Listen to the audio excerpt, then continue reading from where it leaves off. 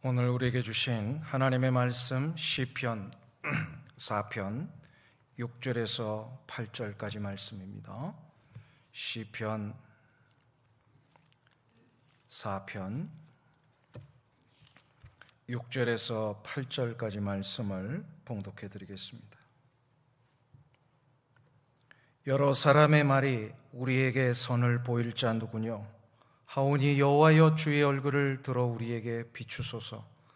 주께서 내 마음에 두신 기쁨은 그들의 곡식과 새 포도주가 풍성할 때보다 더하니이다.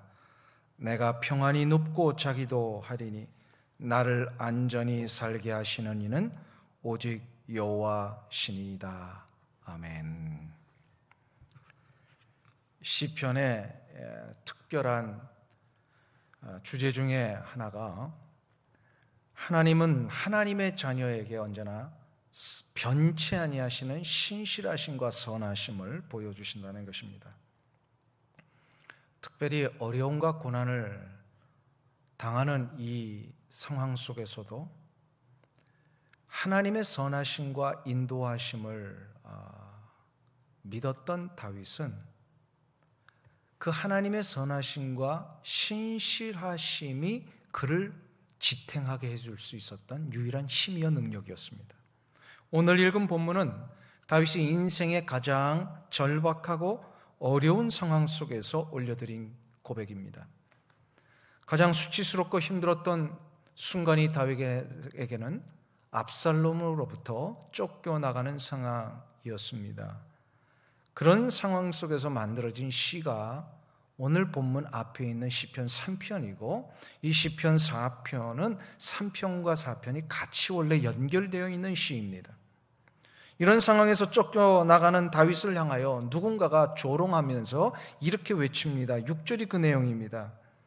다윗이 압살롬에게 쫓겨나갈 때에 6절에 의하면 여러 사람의 말이 우리에게 선을 보일 자 누구뇨 하오니 여호와여 주의 얼굴을 들어 우리에게 비추소서, 이렇게 얘기를 합니다.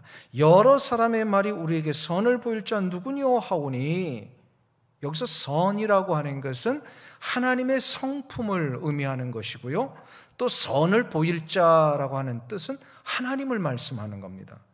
이 말은 문맥상에 두 가지로 해석될 수 있어요. 하나는 하나님께서 만일 살아계신다면 어떻게 이런 일이 일어날 수 있는가라고 하는 불신자들의 비아냥거림입니다. 다윗은 지금 주변 국가들을 다 정복하고 굉장히 든든한 왕궁을 세운 상황이 있었기 때문에 주변 국가들로부터 시기와 늘 모함이 있었습니다. 이런 상태에서 좀 안정됐다 싶었는데 아들로부터 쿠데타가 일어나가지고 아버지가 아들에게 쫓겨서 도망가고 있는 이 상황을 주변에 있는 국가들이 보면서, 하나님을 알지 못하는 이방인들이 보면서 내심 속으로는 쾌재를 불렀어요. 그러면서 이렇게 조롱하는 겁니다.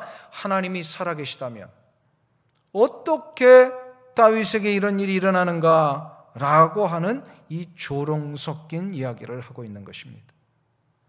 여러 사람의 말이 우리에게 선을 보일 자 누구뇨 하오니, 우리가 신앙생활 하다 보면 우리에게도 이런 일이 일어납니다. 인생의 큰 위기를 만났을 때에, 혹은 생각지도 못한 인생의 아픔과 고난의 상황을 마주했을 때에 우리 주변의 불신자들이 나를 보면서 예수 믿는다고 하는 저 사람, 왜 저 사람에게 이런 일이 일어나는가 하면서 비아냥거리는 소리를 가끔 듣습니다. 또 어떤 이들은 이렇게 얘기를 합니다. 만일에 하나님이 살아계시다면 어떻게 죄 없는 사람들에게 이렇게 재난이 닥칠 수 있는가? 하나님이 살아계시다면 애꿎은 선한 사람들이 어떻게 이런 코로나 바이러스 같은 것이 막 퍼져서 사람들이 죽게 내버려 둘 수 있는가? 라고 하는 이런 비난의 말을 막 함부로 쏟아내는 것을 듣게 됩니다. 이게 이제 고난을 당할 때에 우리 그리스도인들이 맞이하게 되는 한편의 모습이에요. 근데 또 다른 한편의 모습이 있어요. 여러 사람의 말이 우리에게 선을 보일 자 누구냐 하오니 라고 하는 이 다윗을 향하여 쏟아지는 비난은 두 번째 다른 해석을 할 수 있는데, 이게 바로 뭐냐면 믿는 자들이 다윗을 향하여 하는 것입니다. 특별히 유대 왕조 안에 다윗의 왕권 통치하에 살고 있었던 그 이스라엘 땅에 수많은 백성들과 신하들이 다윗을 보면서 비아냥거리고 있다는 겁니다. 하나님을 같이 섬기는 입장에서 다윗이 저렇게 비참하게 도망가는 모습을 보면서 다윗의 믿음을 의심하는 것입니다. 그렇게 하나님을 의지하고 하나님을 섬긴다고 했는데 하나님의 종이라고 했던 저 다윗이 저렇게 도망치고 비참해지는 모습을 보며 봐라, 너에게 하나님이 허락하신 결과가 고작 이거냐?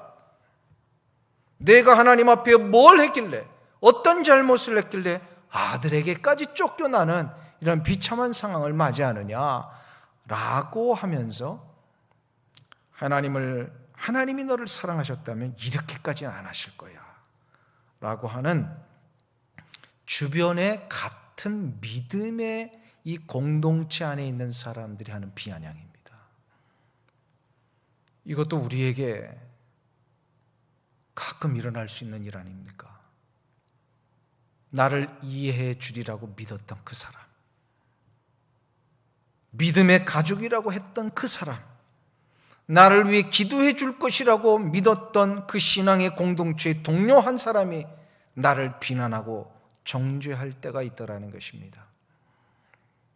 아마도 이것은 믿지 않는 사람으로부터 오는 비아냥보다 이 믿는 사람으로부터 오는 비아냥이 더 우리에게는 큰 아픔일 수 있습니다.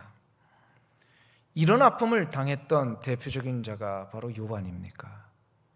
욥이 자녀를 잃고 가지고 있던 모든 재산마저도 잃어버렸을 때에 엘리바스와 빌닷과 소발이라고 하는 세 명의 친구가 욥을 위로한답시고 찾아와서 하는 말이 이런 것입니다. 그 욥기서에 보면요, 계속해서 이 세 사람의 욥을 향한 이런 조언, 어드바이스 이런 것들이 계속 나오는데 그게 그냥 위로하는 게 아니라요, 정죄하는 말이었어요.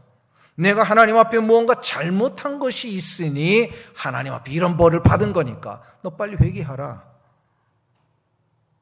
이때의 욥의 마음이 너무 아팠습니다. 지금 자신이 당하는 고난이 무슨 죄를 저질러서 당하는 것이 아님을 욥 스스로는 알고 있었잖아요. 욥기가 시작이 될 때 욥기 1장에 보면요, 분명히 하나님께서 욥을 연단시키시기 위하여 그의 믿음이 얼마나 놀라운 것인가를 증명해 주시기 위하여서 고난을 허락하셨던 것이거든요. 우리는 욥기서 1장에 보면 그걸 분명히 알 수 있습니다. 그런데 욥의 믿음의 친구라고 하는 사람들이 와가지고 욥을 정죄하고 너 하나님 앞에 잘못한 것이 있으니까 이렇게 당하는 거야 라고 하는 이런 조롱과 정죄의 일들이 있을 때에 참 가슴이 아픕니다. 가슴이 아파요. 믿지 않는 사람들이 조롱한다면 그러려니 하겠는데 같이 믿는 사람이 막 조롱을 하고 손가락질하고 비난하면 이보다 더 힘든 일은 없는 것 같아요. 물론 고난과 아픔은 때때로 우리의 죄와 허물을 깨닫게 하시기 위한 하나님의 채찍인 경우가 있긴 있습니다. 그러나 어떤 경우에는 우리 죄와 상관없이 우리를 연단시키시기 위해서 하나님이 허락하시는 고난도 있습니다. 자, 그러면 여기서 이제 우리가 잘 생각을 해야 합니다. 우리의 죄 때문이건 죄와 상관이 없는 연단 때문이건 우리가 고난을 당할 때에 그 고난 앞에 우리는 어떠한 자세를 가져야 하느냐 이 말입니다. 어떤 사람들이 고난에 대하여 우리를 비난할지라도 우리가 이 두 모든 경우에 있어서 내가 죄 때문에 고난을 당하거든 아니면 나를 연단시키시기 위한 고난이건 간에 중요한 것은 한 가지입니다. 그것은 바로 이 고난에 대한 현실과 처지에 대하여 집중하지 말고 하나님의 신실하심과 선하심 앞에 집중을 해야 된다는 겁니다. 다윗이 지금 압살롬으로부터 쫓겨나가는 이 상황은 무엇 때문에 일어났습니까? 그가 죄가 있었기 때문입니다. 압살롬의 누이 담하를 폭행했던 배다른 형제 암논이 자기의 이복 누이를 폭행한 것에 대하여 다윗은요 그냥 가만히 내버려뒀어요. 벌하지를 않았어요. 이것이 죄지요. 하나님 앞에 잘못한 것을 바르게 정리해야 되는데 그렇게 하지 않았어요. 또한 왕이 계승을 앞에 놓고 그는 편애하고 공정하고도 형평성 있게 왕이 계승을 하나님 앞에서 한 것이 아니라 개인의 감정을 두고 하는 것처럼 보일 때가 있었습니다. 이것 때문에 압살롬이 실은 불만을 품었던 거예요, 평생. 이런 일 때문에 결국 그는 정말로 이 당해서는 안 되는 이런 비참한 쿠데타에 의하여서 도망치는 일을 당하게 됩니다. 이러한 상황이 발생될 때마다 그 이유야 죄 때문이건 아니면 연단의 이유에서건 우리가 한 가지 아주 중요하게 여겨야 될 자세가 있어요. 그건 바로 뭐냐면 이 고난이라고 하는 처지와 상황에 대하여 자꾸 집중하는 게 아니라 이 모든 것을 인도하시고 진행하시는 하나님의 그 신실하심과 선하심에 집중을 해야 합니다. 그리고 결국 어떻게 되든지 간에 하나님은 나를 선하고 하나님의 원하시는 뜻대로 인도해 내시고야 마신다라고 하는 이 사실을 믿는 것입니다. 이것을 믿으면 어떻게 됩니까? 오늘 본문에 의하면 하나님께서 우리를 하나님의 원하시는 선하신 뜻대로 그 결과를 만들어내신다라는 거예요. 그 결과가 세 가지로 오늘 본문에 의하면 나타나게 됩니다. 첫 번째로 하나님의 선하심과 신실하심을 믿는 자들에게는 하나님이 그 얼굴의 빛을 우리에게 비춰주시겠다 약속을 하고 계십니다. 오늘 본문 6절을 다시 한번 보겠습니다. 6절 말씀. 6절 하반절을 같이 보시면 6절을 우리 처음부터 다시 한번 같이 합독을 하실까요? 말씀을 들으신 우리 성도님들도 6절을 같이 합독하겠습니다. 여러 사람의 말이 우리에게 선을 보일 자 누구뇨 하오니 여호와여 주의 얼굴을 들어 우리에게 비추소서. 지금 다윗이 6절에서 여러 사람의 말이 우리에게 선을 보일 자 누구뇨 하오니 라고 하는 것은 다른 사람들이 지금 다윗을 향하여 비아냥거리는 것을 하나님 앞에 다시 고백을 한 겁니다. 그러면서 자기 자신의 마음속에 있던 한 가지 간구를 합니다. 여호와여 주의 얼굴을 들어 우리에게 비추소서. 이거는 자기의 간구이지만 특별히 간구를 넘어서서 자기의 마음속에 있는 믿음의 고백입니다. 여호와여 주의 얼굴을 내게 비춰주소서. 이것은 자기가 하나님 앞에 확신하고 있는 이런 믿음의 고백이었어요. 하나님의 얼굴이 비춰진다라고 하는 것은 하나님의 거룩한 생명의 역사, 하나님의 능력의 빛이 임하신다라고 하는 것을 믿는 고백입니다. 이사야 선지자도 이 부분을 나중에 깨닫고 나서 그가 절망하며 탄식하고 있는 이스라엘 백성들을 향하여서 하나님의 심판의 메시지를 전한 다음에 이사야 선지자가 하나님의 그 놀라운 회복의 메시지를 전하는 중에 이사야 60장에 가보면 뭐라고 이야기를 합니까? 1절부터 3절에 이렇게 고백을 합니다. 일어나라 빛을 발하라. 이는 내 빛이 이르렀고 여호와의 영광이 내 위에 임하였음이니라. 보라 어둠이 땅을 덮을 것이며 캄캄함이 만민을 가리우려니와 오직 여호와께서 내 위에 임하실 것이요 그의 영광이 내 위에 나타나리니 열방은 내 빛으로 열왕은 비치는 내 광명으로 나아오리라. 할렐루야. 이것은 이사야 선지자가 하나님의 영광의 빛이 어둠과 절망 가운데 있는 이스라엘 백성들에게 분명히 비춰주실 것이다 라고 하는 것을 전제로 하여서 이제 하나님의 영광의 얼굴이 너에게 이르렀으니 일어나서 하나님의 이 놀라운 생명의 빛을 만방에게 이방에게 다시 반사시키며 보여주어라. 이런 이야기입니다. 하나님의 영광의 빛, 하나님의 생명의 빛이 비춰지시기만 하면 우리를 사로잡았던 모든 어둠과 절망, 고통과 번민이 한순간에 해결됩니다. 여러분 이걸 믿으십니까? 왜 하나님의 영광의 빛, 생명의 빛이 비춰지며 어둠과 고통과 절망과 번민이 사라집니까?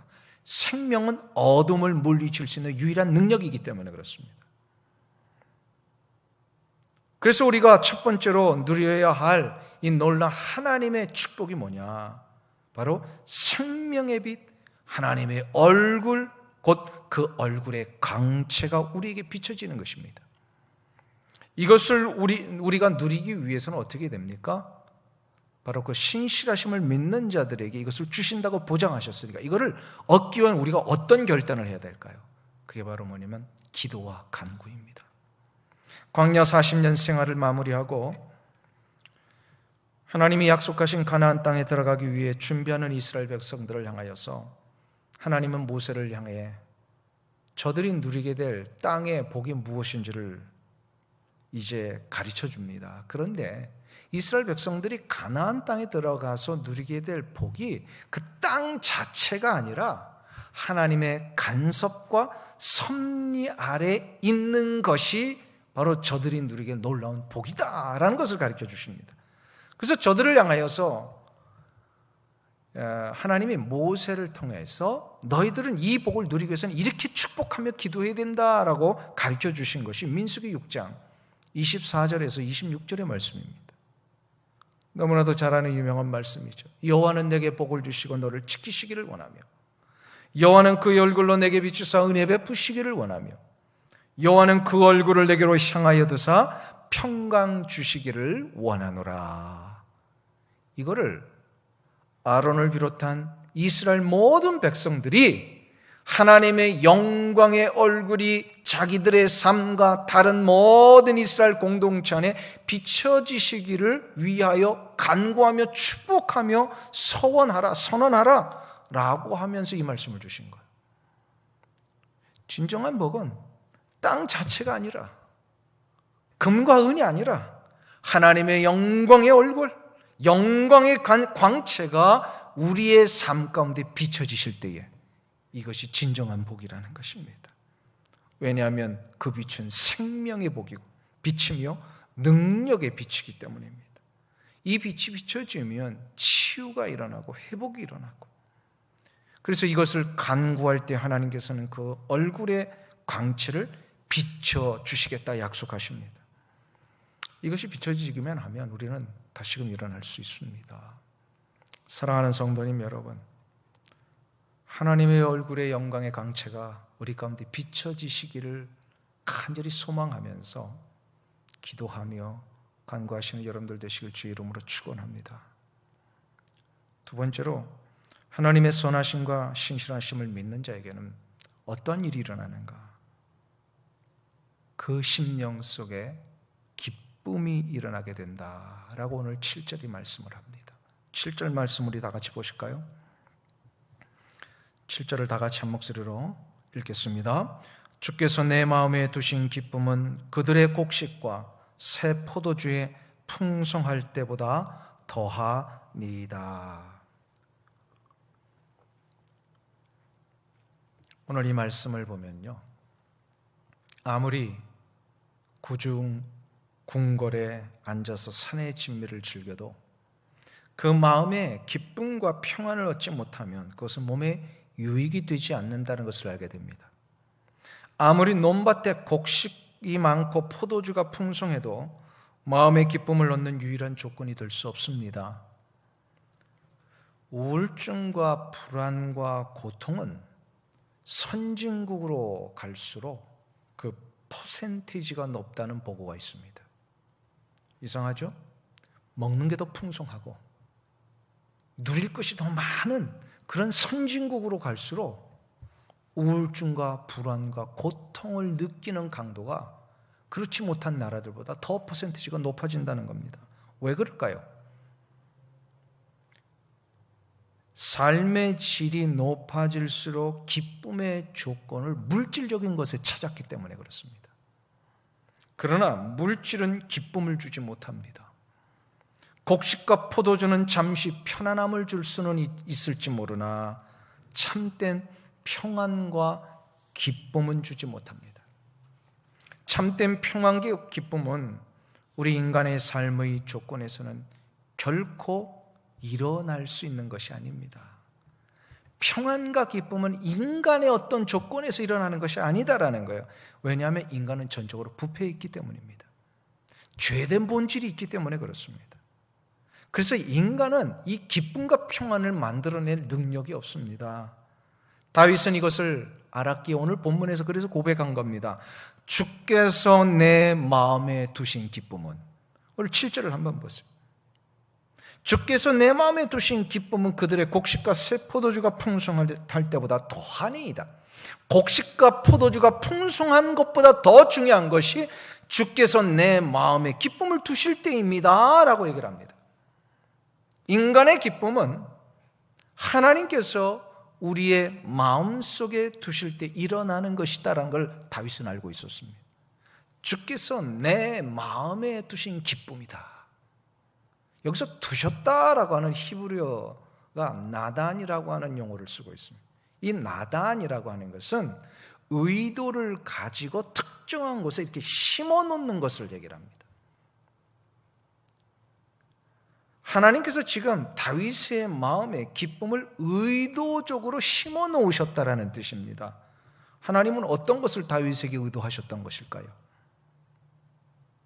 다윗이 지금 너무나도 어렵고 비참하고 너무나도 창피스러운 상황에 정말 아무것도 건지지 못하고 그냥 헐레벌떡 도망쳐 나오는 이 상황, 이 압살롬의 쿠데타에 의하여서 도망가고 있는 이 상황, 그렇기 때문에 다윗은 너무나도 힘이 들고 어려운 상황이었습니다. 이런 다윗을 향하여서 하나님은 의도하신 게 있어요.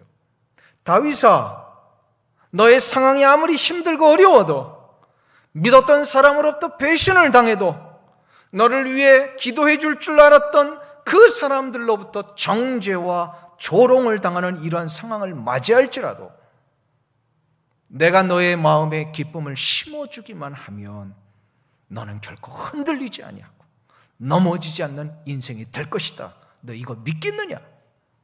하나님이 이걸 의도하셨다라는 거예요. 그거를 다윗은 지금 깨달았습니다.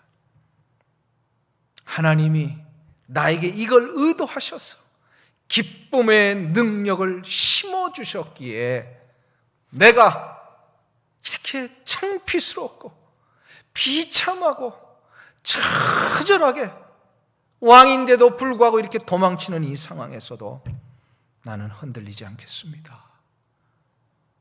형용할 수 없는 내 마음에 평안을 주신 하나님 감사합니다. 지금 다윗은 이걸 고백하는 것입니다. 기쁨은 하나님이 내 마음속에 넣어주셔야만 내가 누릴 수 있는 것입니다. 그래서 주님이 말씀하셨습니다. 내가 이것을 너희에게 이름은 내 기쁨이 너희 안에 있어 너희 기쁨을 충만하게 하려 함이니라.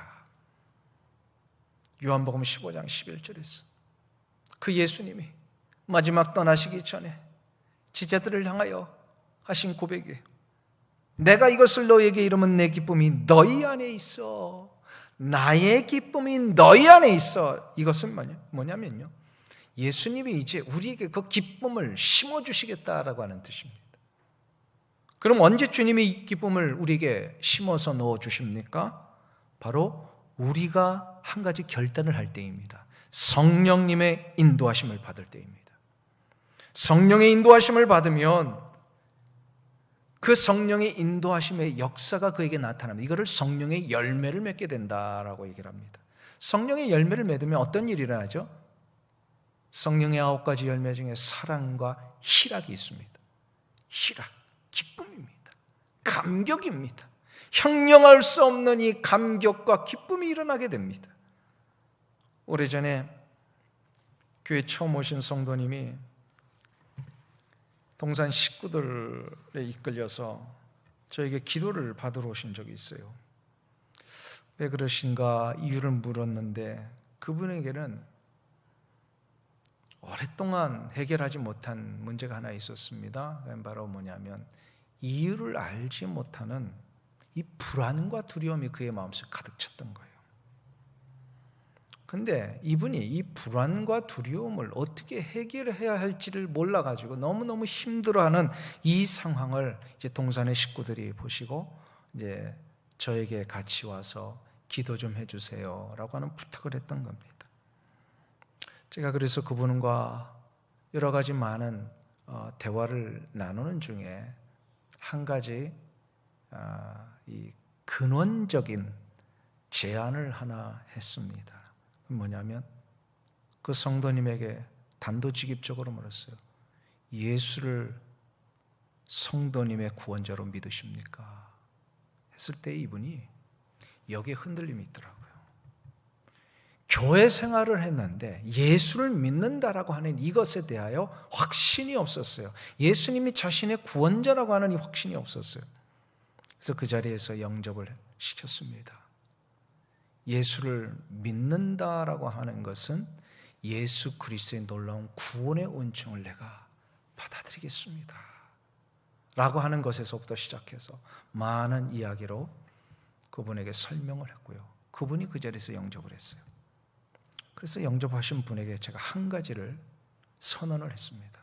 예수를 믿은 자에게는 누구나 다 놀라운 축복이 하나 생기는데 그게 바로 성령님이 그 마음속에 거하십니다.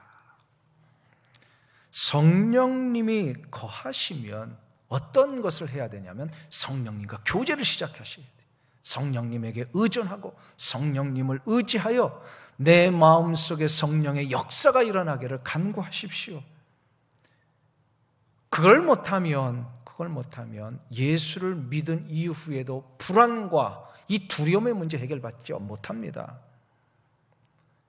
그분이 약속을 하셨어요.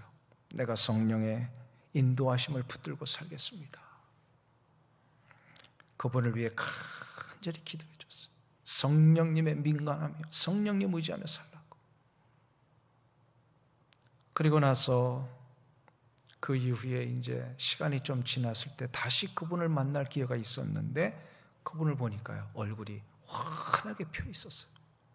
그러면서 그분이 고백을 하시는 거예요. 예수를 믿어 구원받은 자로서 성령님과 자기가 계속해서 대화를 했대요. 대화를 하는 순간부터 나타나는 게 뭐냐면 그렇게 이유를 알 수 없던 불안이 어느 순간부터인가 이렇게 사라져 버렸다는 거예요. 할렐루야 아닙니까? 할렐루야.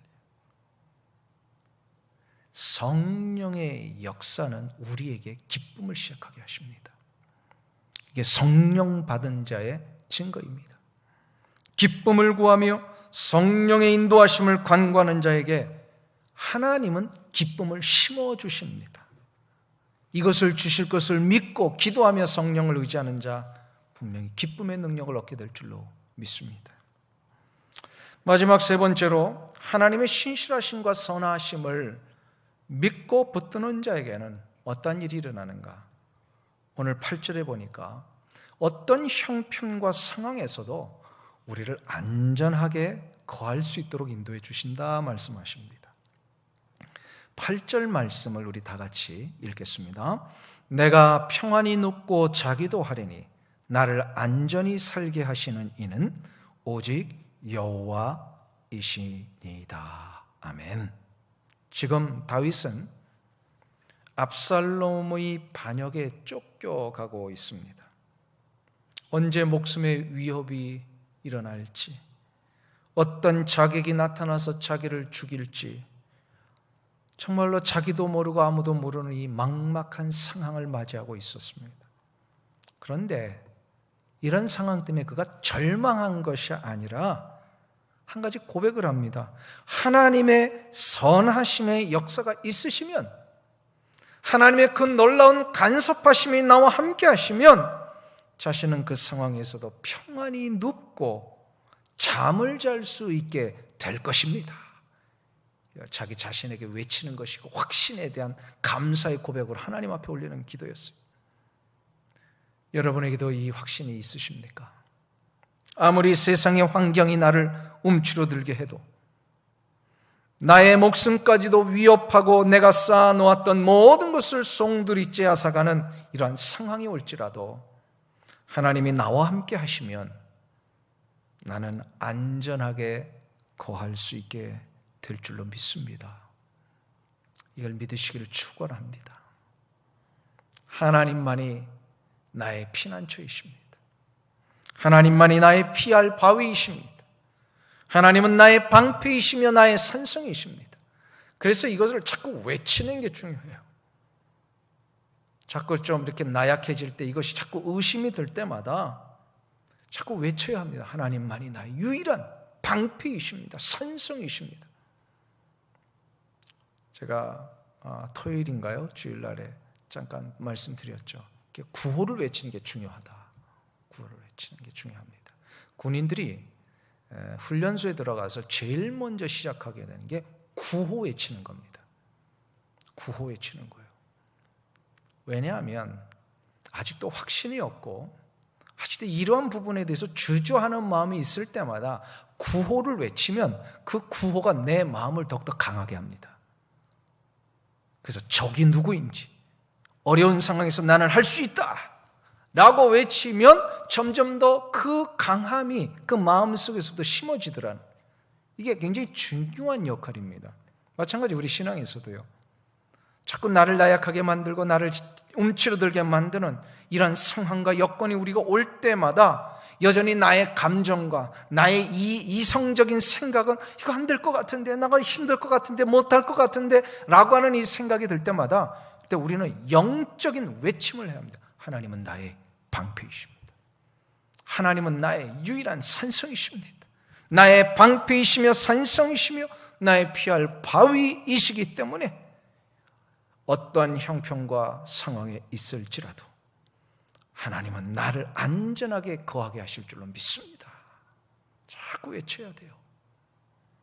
그 옛날 다윗의 삶에서 목숨과 육체의 안위를 지켜주셨던 하나님께서 구테타로부터 도망쳤던 다윗을 하나님은 무사히 돌아오게 하셨습니다. 그 하나님께서 지금 함께 예배드리시는 우리 성도님들 모두에게 동일한 은혜의 역사로 안전하게 지켜주실 것을 믿습니다. 하나님은 선하십니다. 하나님은 신실하십니다. 다윗 때나 지금이나 하나님은 동일하게 역사하십니다. 그 하나님을 믿고 의지할 때 하나님은 틀림없이 우리가 인생의 강을 지날 때에도 그 강물이 우리를 넘보지 못하게 하시고, 우리가 불 가운데로 지날 때에 하나님 그 불꽃이 우리의 털끝 하나도 타지 않게 해 주실 것입니다. 이 무서운 전염병이 창궐하고 있는 상황에서도 하나님은 우리의 숨결과 호흡을 편안하게 해 주실 것입니다. 육체의 어려움 때문에 혹은 경제적인 어려움 때문에 고민하고 또 이 문제 앞에 탄식하고 계시는 분이 계시다면 오늘부터 외치십시오. 하나님은 나의 유일한 대안이십니다. 하나님은 나의 유일한 피난처가 되십니다. 하나님은 이 상황에서 나를 편안하게 안전하게 거하게 해주실 줄로 믿습니다. 외치며 나아가실 때에 하나님의 놀라우신 전능하신 손이 여러분을 지켜주실 것을 믿습니다. 이 은혜가 여러분들 모두에게 일어나시길 주의 이름으로 축원합니다. 우리 찬송가 400장 같이 부르시면서 기도의 자리로 나가겠습니다. 험한 시험물 속에서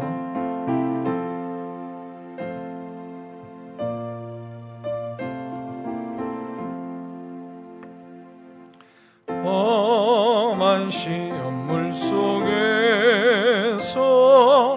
나를 건져주시고 노한 풍랑 지나도록 나를 숨겨주소서. 주여 나를 돌보시사 거의 품어주시고 험한 풍파 지나도록